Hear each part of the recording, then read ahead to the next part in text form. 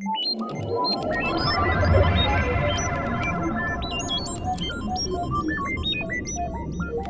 everybody, happy Ethicsverse Day. Welcome to the Ethicsverse, the coolest place to be every Thursday at noon Eastern. If you are all about improving your company and improving your culture, we got a phenomenal episode for everyone today. We are talking about trending topics, the hottest topics in ethics compliance. Round of applause. We have the one and only Matt Kelly. He is back. So we're going to dive in. Also, happy Compliance Week, everybody. So we have Compliance Week going on right now. Keep those emojis coming. Check out our link tree. We have a bunch of great links so you can follow us everywhere. Our YouTube channel has a bunch of great content on it every single week from our podcast and from these replays.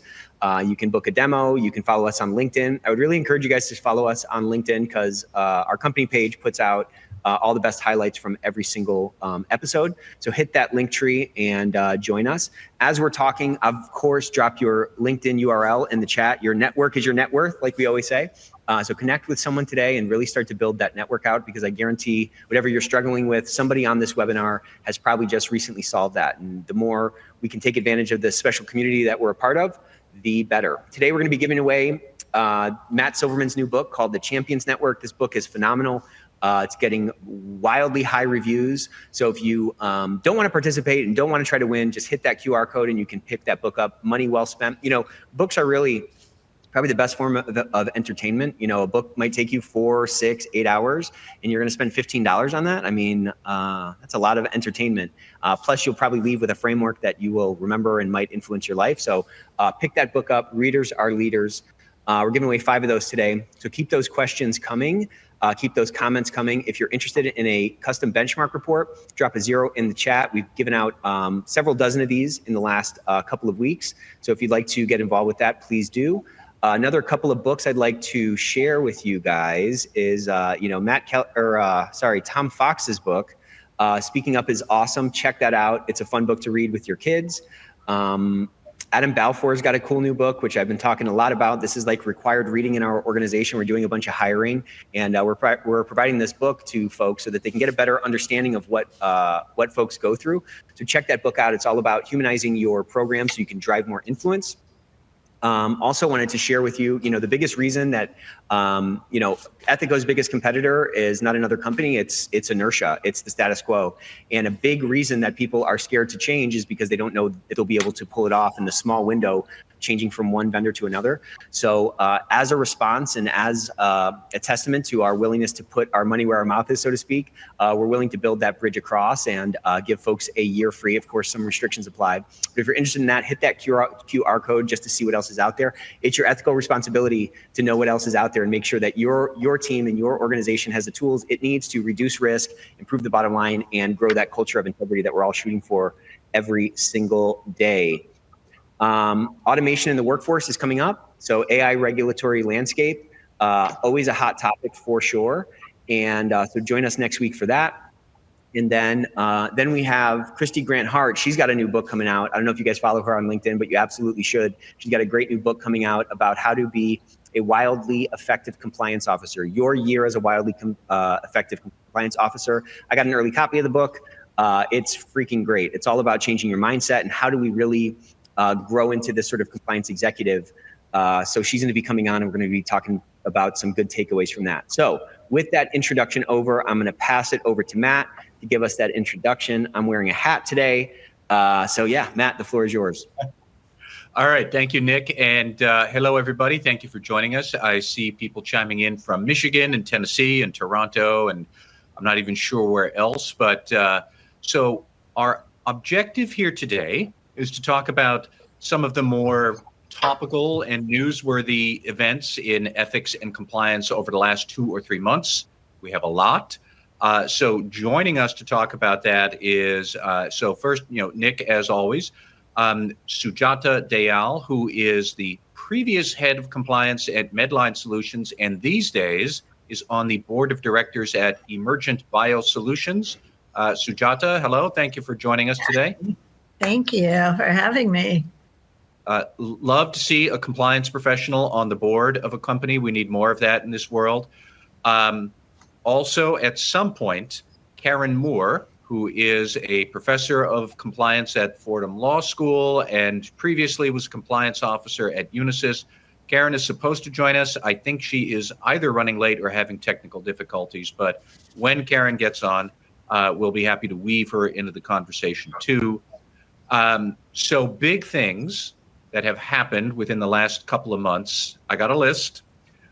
We want to talk about items such as Deputy Attorney General Lisa Monaco. She spoke in October and announced a new Justice Department policy, another one of the olive branches they are giving out to if you self-report compliance violations at an acquisition, you will have a presumptive declination to prosecute if you come forward within 6 months of the closing date of the deal, and you can fix it within 1 year of the deal.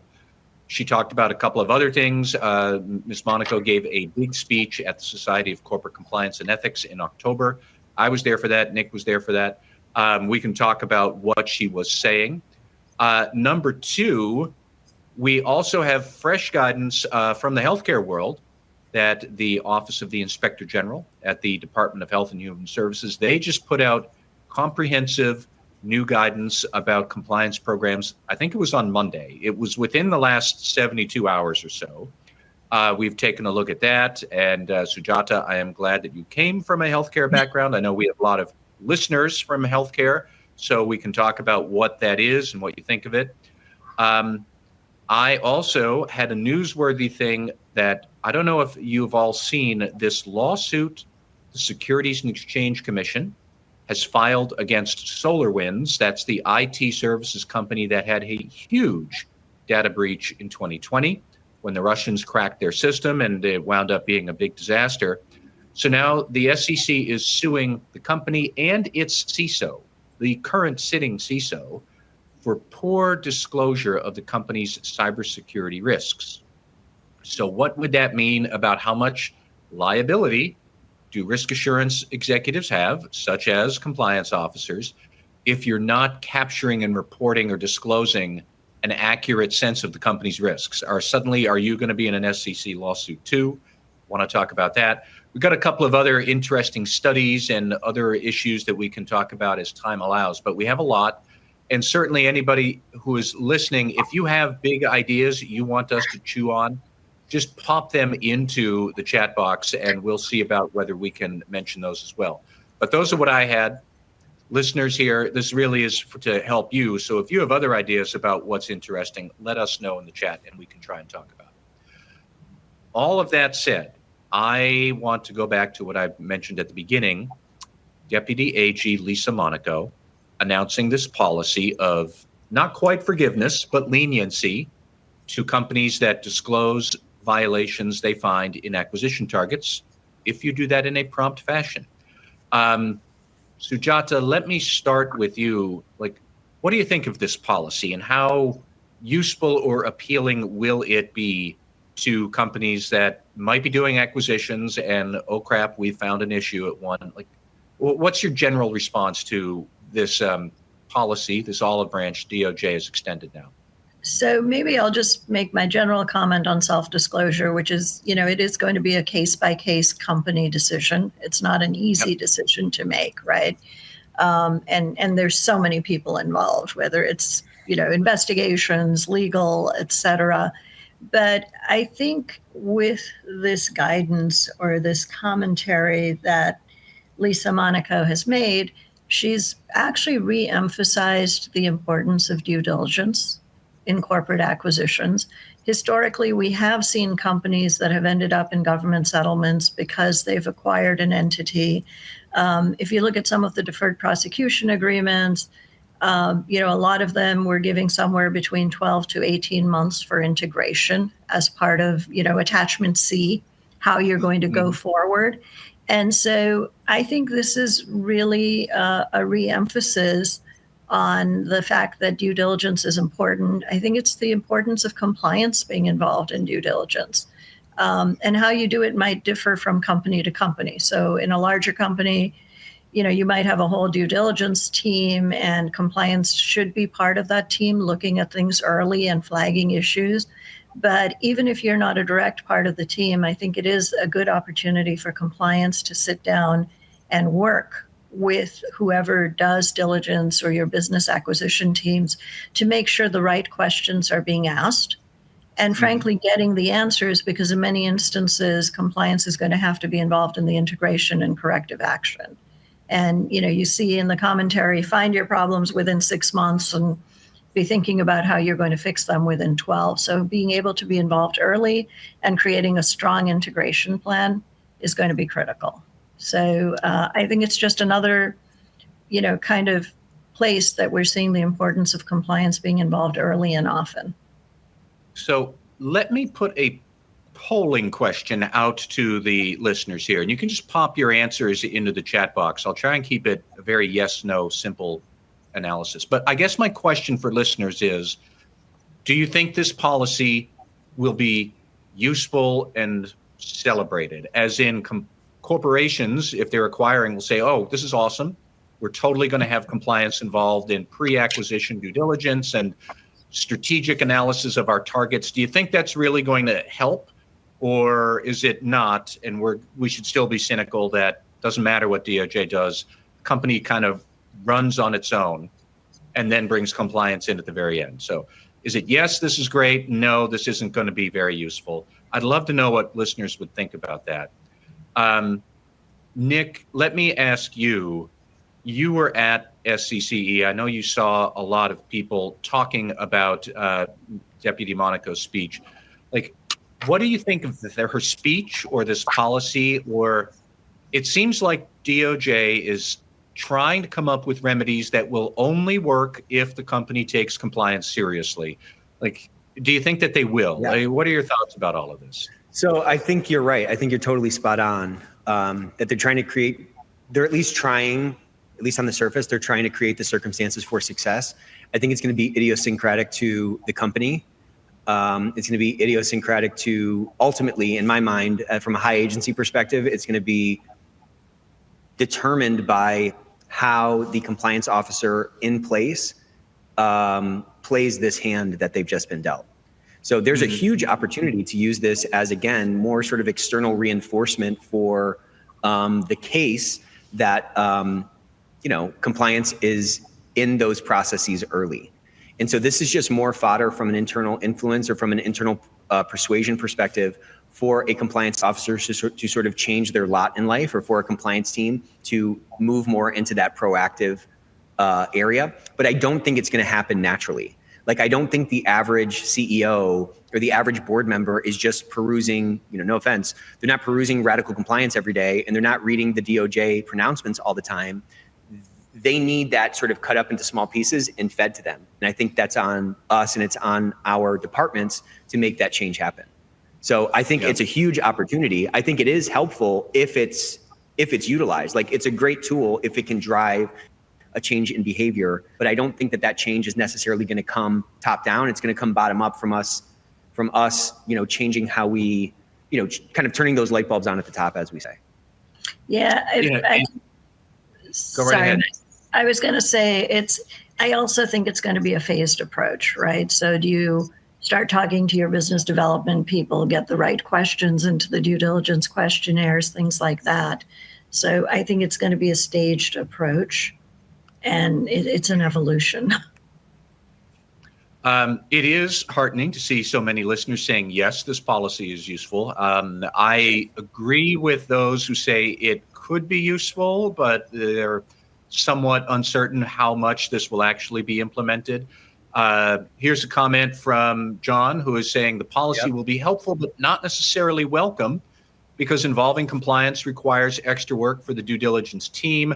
I think that's valid, that a lot of business development people, a lot of finance and CEO strategic types are all gung-ho about acquisitions, and they are somewhat reticent to welcome compliance into that party.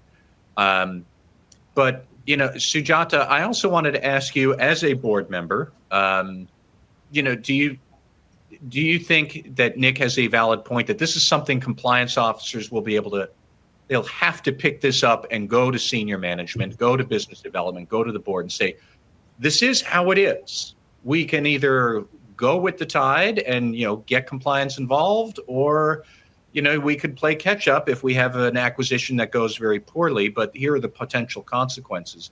Like, how much will compliance officers have to educate the board and senior management about this dynamic that's out there? So I think, again, it kind of depends on the companies, right? Very sophisticated companies. Some of them are already educated in involving compliance.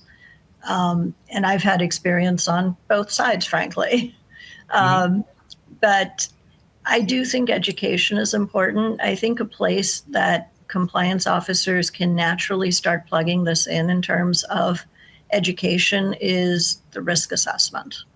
So, Smart. assuming most of you are doing risk assessments, right, you're going to put areas that you consider to be risks. Usually the risk assessments are shared with a board committee, whether it's risk or audit, and putting mergers and acquisitions in there and putting together why it's important is a great starting point for both the education and the importance. And so I think those are ways that we as compliance professionals, which I still consider myself to be, have to think about this. How can we naturally build the dialogue into frameworks that already exist? And that's one of the most critical things I think we do. Sure. Yeah, and to that point, if I can also touch on something that Matt said, and there's a kind of a consistent sentiment in the chat that this is not necessarily welcomed. And I think a lot of it, there already are sort of things that exist, right? To your point, there are risk assessments that exist, and there are due diligence work streams that exist in any deal. And I think while, biz dev folks are, hot on acquisitions, I don't think any of those folks want to do good deals. And to the extent there's a disconnect between what they think is a good deal and what's actually not a good deal, there's some uncovering of some risk that sort of bridges those two different positions.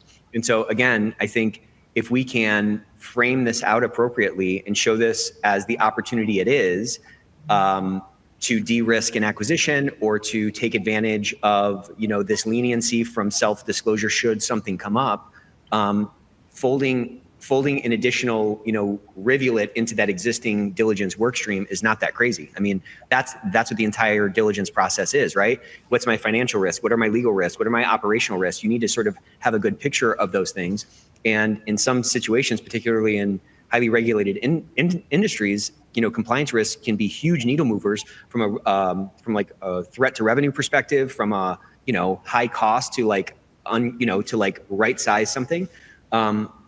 So I don't know. I don't.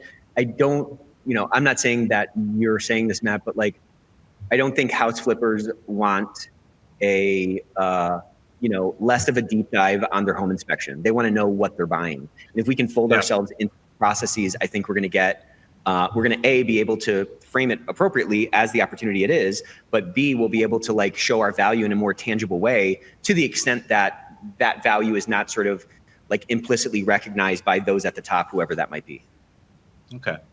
And Sujata, I just wanted to say you are still a compliance professional. It's like the mob or the CIA. Once you're in, you don't leave. It's always with you. Yeah, you're in. It's where my heart is. It's where my heart is. So I did want to call out a few other things that Deputy AG Monaco said in her speech.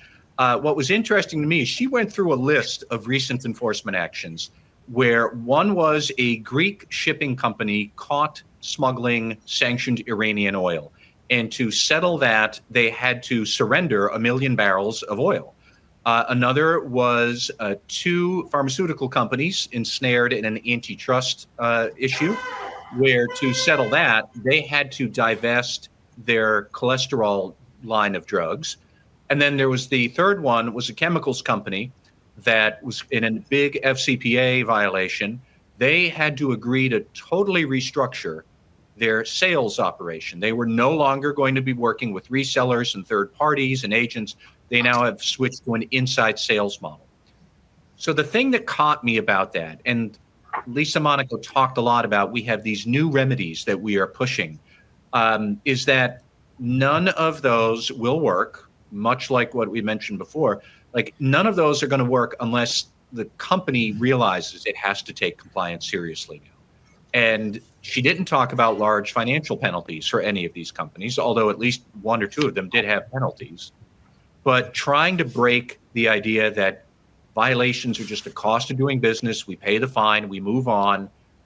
That's not what it is when you're restructuring your sales operation or when you have to divest a product. Like, they're gone for good. That is an irreversible thing. So it struck me that they are looking for tools they can use that are so invasive and permanent. It is going to make companies think at the start, let's not go down that road, because if we do, we're going to have a settlement that really tangles us up into knots. So we have to get on the compliance train early. Otherwise, the last station is not going to be pleasant. I don't know, like, Sujata, am I right in that analysis that, they're trying to figure out new ways to really put companies on a different compliance trajectory? What do you think of that? I do think that a lot of the things coming out right now over the last few months or year are ways that, Lisa Monica, her team, they're trying to increase the visibility of compliance.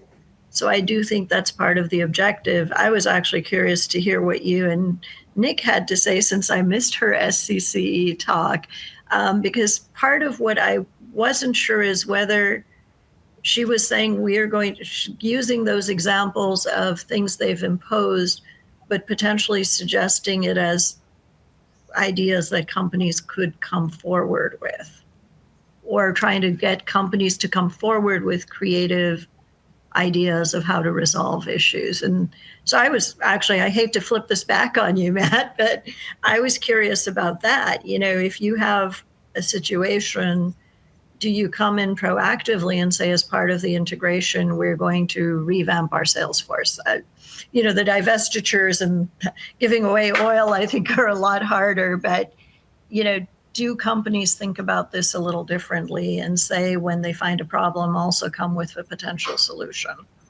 Well, her speech didn't talk to that specific question, but more broadly, elsewhere at the SCCE conference, for example, I attended a session of basically program remediation and how you can do remediation even while you are still investigating your incident, because sometimes you can. And the speakers were 4 compliance officers, all of whom have had ample experience dealing with big compliance violations at very big companies. And they all did say, yes, you should think about remediation for your problem as soon as you can, and also communicate early and often with the Justice Department about, here's where we think we should go. Please let us know if you think we are drifting into the wrong lane, and we'll swerve back into another direction if we have to. So that was a big theme of theirs. Nick, I don't know if you have any other thoughts about that, or about, I'll just go back to my original question. It still seems like, Justice Department's coming up with a lot of interesting policies and interesting tools if the company is ready to take compliance seriously all along. And I remain unconvinced that may or may not be true. But Nick, I don't know if you have any other thoughts. Yeah, I mean, I think, to the DOJ's credit, they're kind of doing what they can. I think they're kind of eating their own dinner, so to speak. They talk a lot about incentives, or they have in the past, and I think they're trying to put incentives in place that are going to, at least in theory, drive the behaviors that they want driven, right? Like, they want to see those behaviors. And, this policy is rewarding the self-disclosure. I think there has been a lot of sort of complaints in the past about, some guidance that's come out, or some, DOJ pronouncements where it's sort of not specific enough. And, to the extent that, the great corrector of everything are the incentives in place, I think you have to give them credit. And, they're just, reinforcing the fact that a robust program is going to protect companies. They're rewarding the self-disclosure, and they want to provide transparency and predictability so that those organizations that are dedicated to or authentically pursuing, de-risking their platform, can get some benefits of that, and they don't have to sort of do that in the dark. So I'm not really sure what else they could have done, at least with respect to this, to try to give, I think they're giving a lot of firepower to a compliance team to insert themselves into a process that they might not be in earlier. And I'll just kind of go back to my point from before, there are all of these stories that exist, like if people aren't reading your blog, Matt, I don't know, they need to find a new career because they must not be passionate enough about it because there's so much like great information in there. But my point is, like, if we're dedicated to this and we're really trying to improve things, you can pull from all of these stories. And, I want to circle into something John said, in terms of a factor, a success factor. Does the chief compliance officer have direct / unencumbered access to the board or the CEO? Can they have, clear communication with those folks? If they do, or if they don't, if they don't have it, you have to figure out a way to leverage these stories out there to, get some consideration. I'm sure that organization that you referenced that had to, dismantle their entire sales team, that as a risk probably wasn't even on their radar. They obviously didn't have a compliance team come in and they didn't uncover something that ended up, changing how they ended up, doing that acquisition. And so like, that is such a powerful cautionary tale to, again, reinforce the argument for compliance's involvement early on. Because, somebody said this in the chat as well, like not every a lot of organizations, they just want to move fast and they don't want, compliance coming in and gumming up the works for that acquisition. So I just think, again, from a high agency perspective, it's kind of on us to use these different stories, these different, things that are happening outside of our organization to create that springboard into a process that we might not be in as much as we should be, Yeah, there was sorry, Matt, I was going to say there was another comment in the chat about compliance teams learning, about company liability and things like that. And I know we'll get into it a little later, but I think as you think about mergers and acquisitions, especially as you're starting these, kind of getting your A team in so that they can show value right away is important.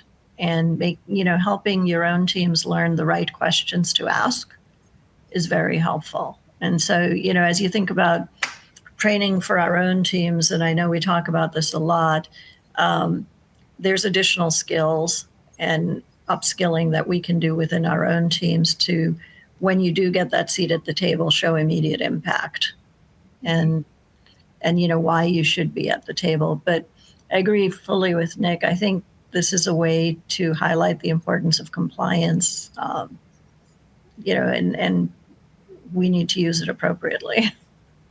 So here's a great comment from one of our attendees, Terry Stringer, who was, I think, Terry, you're down in Texas, if I remember. I was taken by DAG Monaco's desire to encourage companies with strong compliance cultures to absorb companies that may have problems with compliance rather than spooking them to not do the deal. That is an excellent point, Terry. That is something that Ms. Monaco brought up. And it is something that the Justice Department has talked about in various ways for years, that they very much want to not discourage M&A activity if that's the road your company wants to go down. It's more like, how can the compliance team find a way to get this done effectively and productively, not be the buzzkill who says, no, we're not going to do the deal. Another question from John Barker about attorney-client privilege. And is there any limit on what the compliance officer can contribute if attorney-client privilege is an issue? John, I would just point out that in the session I had attended about remediation, they raised a good point that, in an investigation, you are looking for facts of what happened and you're looking for process gaps. But remediation around process gaps, we find out that we had an FCPA violation because nobody's getting documentation, so we need stronger procedures. Like, I don't know that attorney-client privilege would constrain what a compliance officer could put out there as possible solutions for better controls and better remediation. There may be some attorney-client privileges issues around, what are the facts we actually are going to disclose to the government? What if there's severe criminal activity? What do we do? And yes, you'd have to talk with, your outside counsel and your general counsel about that. But I think for a lot of what compliance officers do to improve the quality of the program, I don't know that attorney-client privilege would necessarily intersect with a lot of the good ideas that you might want to come up with if you see a process gap. That's just my non-lawyer opinion, but I wanted to throw that out there. Matt, I would add, just as a general rule, is when in doubt, take a second and ask. Talk to Yep. one of your colleagues in the legal department. So if you're concerned, and it happens in day to day with compliance, you get investigations and things, and you get something that you think might need privilege, take a minute and stop and ask. That is true. So I wanted to shift gears a little bit now to the new healthcare guidance. So this came out from OIG on Monday. They had discussed, I think probably about 7 or 8 months ago, toward the beginning of the year, that this would be forthcoming. And now it's here. I glanced at it. It's 91 pages. I haven't read it in detail, but Sujata, since you're from the healthcare sector, I just wanted to ask you, what you think of it.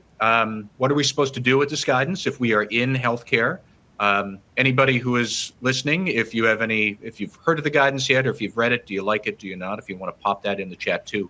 But Sujata, how are we supposed to respond to this guidance from? Yeah, and I'm just going to hold it up in case people haven't seen it. That's what it looks like. It is 91 pages. I actually am really happy to see this program guidance. First off, I think we talked about this a little, Matt, while we were waiting. It's really well organized and easy to follow. It isn't a lot of dense words on pages. It's organized into tips, considerations. What I really liked is it had a section on considerations for small companies versus larger companies, and actually looked at the 7 elements. I think this is a must read for everybody because it does give you some insights into the considerations that the government is thinking about. It is a great primer. It has a section that actually talks about healthcare laws in general that are applicable and gives some great examples. So if you're having to communicate with your teams or with your business about it, there's some great examples in there that you can leverage right away and say, here's something that came out of a government issued document. Frankly, if I was a new compliance person or a small company, I would almost use it as my roadmap.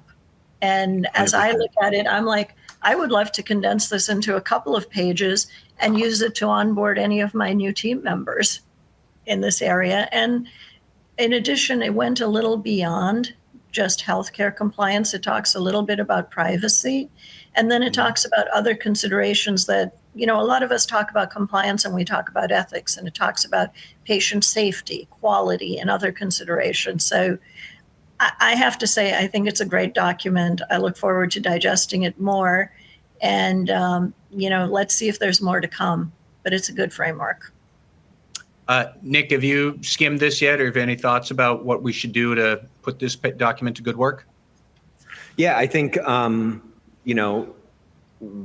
what we just talked about is kind of the big one. There's a lot of, it's a great roadmap. It's a great way to onboard people. And again, not to sound like a broken record, but it's more fodder for us to drive change in our organization. There's very few compliance folks that I speak to that have the level of influence and the level of power that they would like within their organization, and not just power for power's sake, but power for, to drive change and improve the organization. And, to Sujata's point, it's yet another document generated by the government that we can leverage, whether we're in healthcare or whether we're outside of healthcare, because to her point, it expands beyond, middle of the fairway healthcare. It's sort of universal principles for driving the right compliance program forward. It's just another piece of, evidence, so to speak, that can be leveraged to get what we need. At the end of the day, it's on us to create the program that we want. It's on us to take our fate into our hands and sort of bend the world to our will. And there's a number of different ways to do that. And, I love the idea of kind of condensing this down, and using that to help onboard new folks or somebody that might be transferring into compliance that doesn't have that background. It's just really clear, really well laid out. So yeah, I think it's a good document, and they've made some absolute improvements from others that I've seen. I would say I've read most of it. I've skimmed it. I've read a fair bit in detail. For the non-healthcare people who are listening on today, the closest analogy is this is a lot like the FCPA resource guide that the Justice Department puts out, except it's for healthcare instead of the FCPA. but talks about the named statutes, talks about the penalties you might face, talks about what the important elements of the compliance program are, makes references to a lot of other guidance OIG has already put out for specific subsectors of healthcare, like nursing homes, medical devices, hospice, and other things like that. But I have to agree with Sujata, what you had said, that this is just a readable document. And as much as I love the Justice Department and their guidance, and if the DOJ is on the call and you're secretly listening, we love you. Please don't investigate us. But they put out walls of text. And I mean, it's good text, but it's somewhat impenetrable. And the OIG guidance is not. It's bright, it's well designed, it's colorful, it's easy to follow along and mix and match. I was a big fan of this. And I hope that we will see more of it. I don't know, like Sujata, do you know if OIG is going to put out more versions or more guidance or subsector guidance related to this? Is this a foundation for future stuff? Do you know? So I haven't been able to get a definitive answer. There are some people who are saying they had heard that there might be more sector or case-specific guidance coming. I hope there is, actually. But for now, this is the piece, and I think it's pretty comprehensive. All right. Jasenia had a great comment. Hey, Jasenia, she said, I loved that risk assessment was included as part of the audit and monitoring element. It used to be an 8th element. Yep. And so again, all this stuff is ever evolving. And so it's encouraging to hear that there are changes like that. And what I would say, and this might feed into the next section that we're talking about, not trying to move us on, because I think we could talk about this for another hour. But there is this concept of the beginner's mind that is extremely valuable. And maybe I'm reminded of this because we're growing a lot right now and we're adding a bunch of people to our team, adding new leaders. And as new leaders are coming in, they're looking at our processes and they're looking at things within our organization with these fresh eyes, and they're questioning things. That's causing us to make some meaningful changes. And I think whatever we can do to re-implement a beginner's mind in ourselves when we're considering something that we've been working on for a long time, or a program that one that maybe we've inherited or one that we've developed, it's extremely valuable to reconsider what you can do to move that program forward. And looking through, again, maybe you don't want to read all 91 pages, although you can, because it is pretty readable. But skimming through it and seeing what can pop out to you, again, even if you're not in healthcare, can help kind of re-trigger that beginner's mind, or to look at whatever you're working on from a fresh perspective, and you might find some real room for improvement. Again, that inertia, that status quo is such a killer. And whatever we can do to pick up the thing and look at it from a bit of a different angle, we can many times find really meaningful ways to improve it. So, that risk assessment is a great example of that. A slight little change or a slight little alteration to those 7 elements that could drive some meaningful change in an organization. So I just would encourage everyone to at least, I think somebody put some stuff in they put the links in the chat. Definitely worth downloading it and skimming through it. So the third big issue I wanted to get at was this lawsuit that the SEC has filed against SolarWinds and its CISO, Timothy Brown. That was filed, I think it was on Halloween or November 1st, within the last several weeks.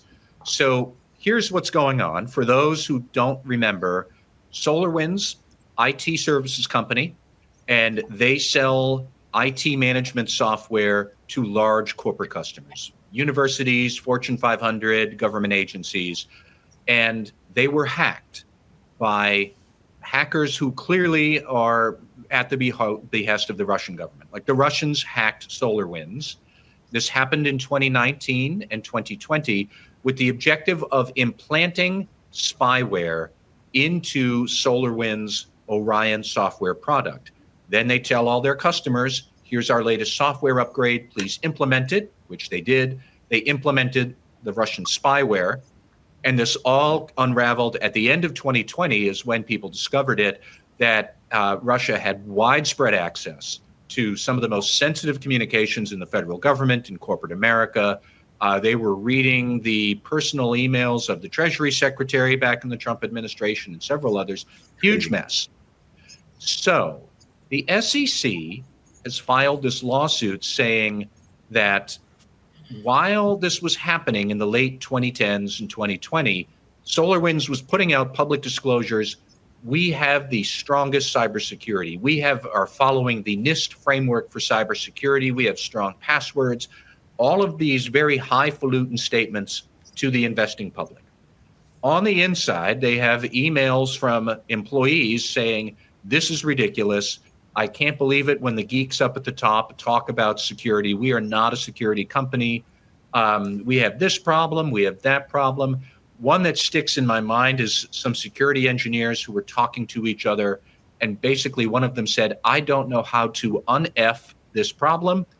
They used a few more letters after the word F, but you get the sense of it. Okay. On the inside, I didn't know what you meant there. On the inside, they were saying this security is a mess.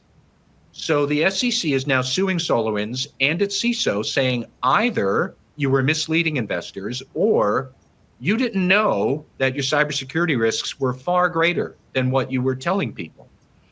So I'm fascinated by this case because it really raises some questions about if you are a risk assurance leader, CISO, compliance officer, head of internal audit, what duty do you have to have a thorough understanding of what's really going on with risk in your company? And what duty do you have to tell senior management, we have to change our disclosures. We can't leave this boilerplate statement out because could you wind up facing a lawsuit yourself? It's a cybersecurity issue with SolarWinds, but it could very well be, what if your CEO always telling people in the 10K, we have ethics that we take it so seriously. We are an ethics and compliance minded company. You disclose a gigantic FCPA issue. And suddenly the SEC is there saying, well, the employees knew your anti-bribery policy didn't work. You were saying it did. You, compliance officer, you're going to be sued now. That's the dynamic I'm worried about. I'll stop there, but let me first ask Sujata and then Nick, what do you think of this? And, how real are these concerns? Sujata, what do you think? So I'm still unpacking it, but I think the message that I take from this is kind of the importance of having an enterprise view and, at least at a minimum, trust but verify. So, and then I'm going to take it to basic compliance culture, right? So you have the company saying one thing and you have employees seeing those statements and saying they're not true or having concerns about it. And so, as we talk about whether you want to call it a speak up culture or anything else, what was the breakdown that happened within, what do we do? I never like to judge people, so I'm not going to comment on the case. There'll be lots of facts. Sure. But as you think about this situation, I think thinking about our own companies and our own culture, and do we have a culture where people would raise this to the right level, where maybe those statements could have been verified or not verified or concerns raised.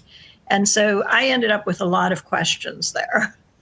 Like I said, I always hate to judge or, conjecture about what was going on there at the time. But just looking at the facts, those are questions in my mind.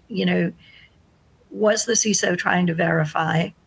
And if they did, what did it, were they able to get the information they needed as well? And so to me, again, it boils down to thinking about our culture and how we build our programs and how you train 100%. people to think beyond their immediate responsibilities. And we've seen this with many, many cases over the last few years, right? Where there was a problem, it was dealt with in a particular way, but isolated from the larger cultural or larger corporate enterprise risk. And we should stress that SolarWinds so far has said that it will fight this lawsuit. Its exact phrase. This lawsuit is misguided and improper. And the CISO, Timothy Brown, he has not made any statement on his own. He's just letting the company speak for him. But Nick, what do you think about this and this idea that there might be more pressure around, do executives really know what's going on in the company? If they do, what are they supposed to do with that knowledge? I don't know. What do you think of this case? I mean, there's clearly a deficiency, right? There's clearly some kind of a reporting or disclosure deficiency going on in the organization. You have employees saying, hey, this is an issue. This is a total joke. And you have this external messaging that's telling this totally different story. I mean, it's incumbent. Let's just start here. I'm comfortable making this judgment, but like it's incumbent on the organization to create, the circulatory system or the feedback mechanisms or whatever you want to say or whatever you want to call them to crowdsource that intelligence and do something about it. I just think gone are the days, or very soon those days will be gone, where you can write it off and say, well, it's a big organization, and we don't really have a way to do that. Getting back to Sujata's point about this is really kind of a culture of integrity issue and a compliance or disclosure network construct issue. I think she's absolutely spot on. The organization, whatever, leadership needs to have information, needs to have this intelligence in order to make, intelligent sort of risk-based decisions on that intelligence. Should we do something about it? And it's on us, it's on leaders to put those circumstances or to create the circumstances to get that information.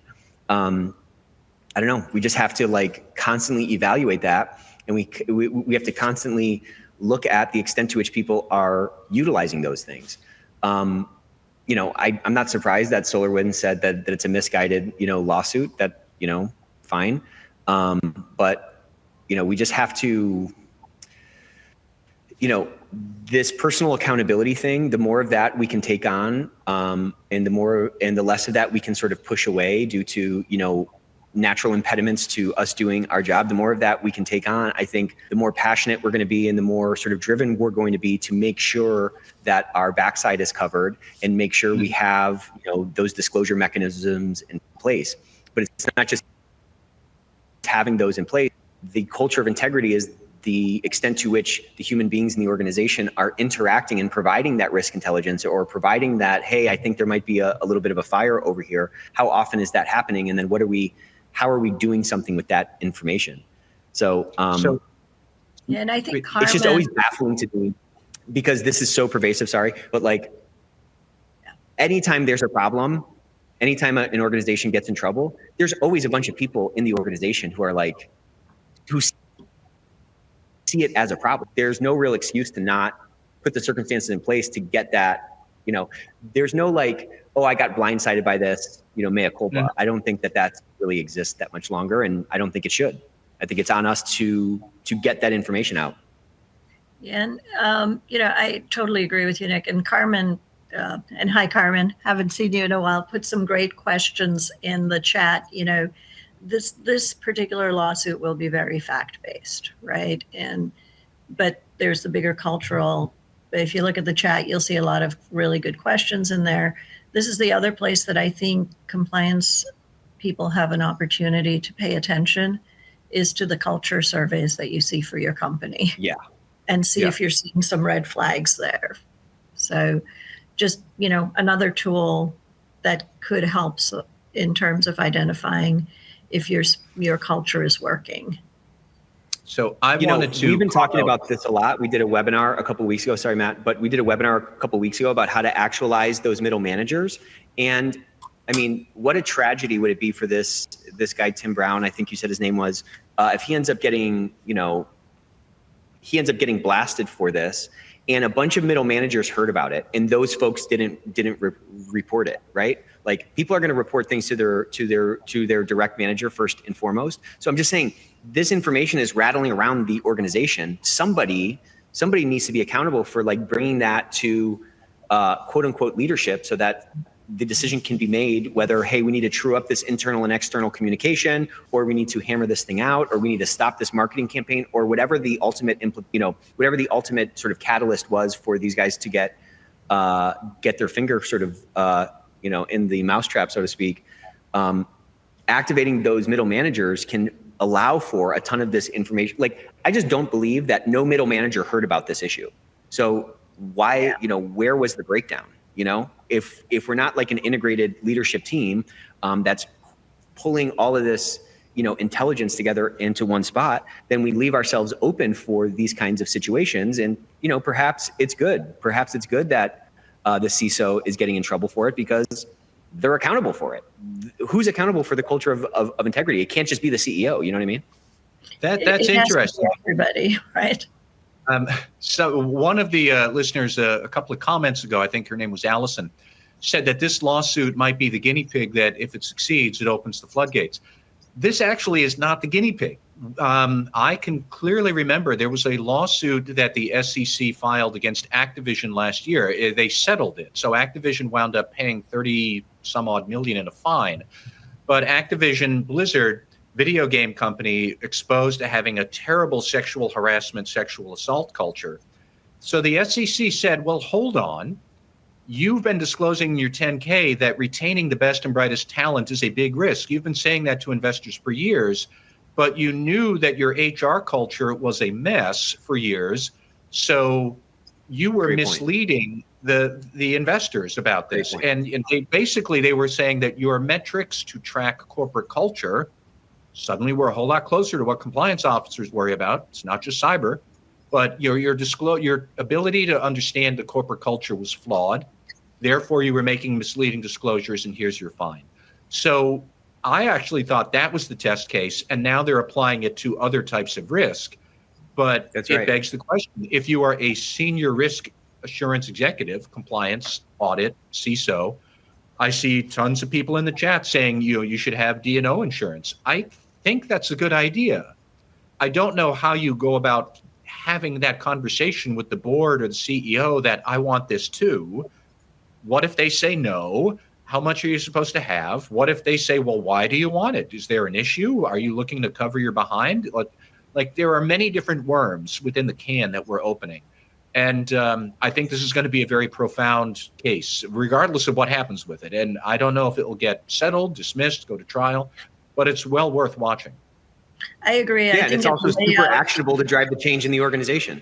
Yeah, and it will set out standards for accountability, right? And accountability is important, right? I saw a comment about plausible deniability and stuff. Like, I really focus on accountability, and people need to be accountable. And I think this will, if it goes all the way or even settles, might raise some standards of accountability or guidance around that, including for risk professionals. And I see that Karen Moore is logged on. Hello, Karen. How are you? Hi, Karen. Hi, guys. I seem to be time challenged. I had 1 o'clock in my calendar. Well, we've gone through most of these questions, Karen, but we'd love to include you a little bit, because if I could circle back to, we already discussed the Monaco speech about the acquisitions and disclosures, but you were there in the room when she gave that speech. So maybe in the last 3 or 4 minutes we have left, Karen, what was your take on that policy that she announced and the sort of broader effort the DOJ is trying to get companies to take compliance seriously? A bunch of olive branches if you do. Like, what was your take on what she said, and is this strategy going to work? Yeah, well, obviously I was too composed to stand up and cheer, but that was my initial reaction, especially when she, commented very strongly that compliance has got to have a seat at the table. I do think, though, from the M&A perspective, my experience with M&A teams, they tend to get a little arrogant. You do have to prove yourself to make sure you get that seat at the table. But it's a drum I've been banging for a long time. It's I think a critical role for compliance. Now, of course, there's always the question of subject matter expertise. Does the compliance officer have enough of that background to really be a roll up your sleeves, valuable participant in a due diligence exercise? But I think that there's ways, if you don't have that expertise, to gain that expertise. I think you have to go beyond just I'm going to add some questions to your due diligence questionnaire and then let somebody else take care of it for you. But I also, I do have a little bit of an issue with the way M&A is conducted at the moment, where unlike the old days where you had a data room and you went out and did interviews and you visited facilities, so much is done now with electronic data rooms. There's so much quick to close reliance on reps and warranties rather than that personal exercise. And compliance is so much a face-to-face. I think that that's the kind of uphill battle for compliance officers, is to say, we need to take a breath. I need to get out there. I need to talk to my counterparts. I need to see what they're doing so I can identify, where the tough spots are, and then help you in that closing to know where we need to go and where we need to get ready to roll out compliance. But certainly, Dag Monaco gave some breathing space, gave some clarity, gave some push to include compliance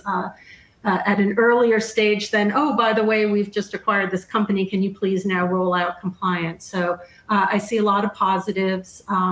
There's some tight time frames. There are questions about what's publicly known. What do you do with whistleblowers? I think there are a lot of open issues still to address, but it definitely put that issue right there on the table. All right. Classic Karen. She packed an hour worth of insights in 5 minutes. So great job there. Glad you joined I'm dedicated because I've got comments on everything else. So you'll just have to invite me back then. We'll have to have you back. But you brought up something really interesting that I hadn't even really thought about. But like, what role did reps and warranty insurance is on like every deal now, and it obviously helps cut down a lot of negotiation time and a lot of to your point, diligence time. To what extent is this a response to that, and to what extent is it'd be interesting to kind of study like how the increase in reps and warranty insurance may or may not be correlated with like compliance issues that maybe fell off of the diligence work stream, as a result of those. What's the correlation between the occurrence of those diligence issues that perhaps would have been found in a longer protracted diligence process, and like, how does this relate? Because it's absolutely a factor that I hadn't even considered till you said that. Yeah, no, and I think it could go both ways, and I suppose it could go up if you're uncovering things. But I think I like to make the argument more that a good compliance participation will take that cost down because you've identified issues that you can address. They're known quantities. Right. So we are pretty much at the end of the hour. There was one final issue that Nick wanted us to include. The great crypto king, Sam Bankman-Fried, now convicted fraudster, probably masterminded one of the largest frauds in U.S. history, like $8 billion they can't track. Nick, what do you think of this guy? Did he get what he deserved, or any other 30 seconds or less kind of lessons we should learn from SBF and his meltdown? I don't know. I didn't realize he was so handsome until I saw those courtroom drawings. I mean, he looked like a prince in those drawings. My gosh. Yeah, I think he got what he deserved. I think he's, trying to shirk a lot of responsibility. Interesting. If you see what his parents studied, I think his parents were like ethics professors at Stanford or something like that. So just because you're in ethics, big in ethics doesn't mean your children are going to be as well. But I think he definitely got what he deserved. Just based on everything that has come out, I don't know. It's such a crazy, interesting, such an interesting story. That Michael Lewis book we were talking about in the pre-show is extremely interesting. It gives you such a different glimpse of it, but playing so fast and loose with this crypto game and, moving funds from one entity to another and, making these, cross-collateralized bets. I mean, it's pretty crazy. It's pretty crazy to play that fast and loose with that many dollars. So yeah, they were in and out, that meme of Homer Simpson's dad, like walking in and walking out. That's what those guys did in the jury room. I mean, that was like a 2-hour thing or something. It's crazy. It is just a lesson about why we have corporate governance in the first place. Because he had none of it. He didn't have a board. He didn't have policies. He didn't have IT controls. He had squat at that crypto firm, and now we're surprised that it imploded and the 8 billion consumer dollars, customer dollars gone. Gone. So we are out of time. Nick, I don't know if you have any other closing thoughts or a farewell to the listeners, but thank you, everybody. Thank you, Sujata Dayal, for joining us, and Karen Moore, and this has been great. Round of applause to Matt. Round of applause to our guests. Thank you guys for joining. This is a great discussion. As always, I love Ethics First Day. I love Thursdays every single week. I always leave feeling like I learned so much. Next week, we're talking about automation and the workforce, how to navigate the AI regulatory landscape. That's going to be one that you don't want to miss. And then again, in 2 weeks, definitely show up for Christy Grant Hart. We'll be talking about wildly effective compliance officer tactics so you can make your 2024 amazing. Love you all. Have a great day, and we'll see you soon.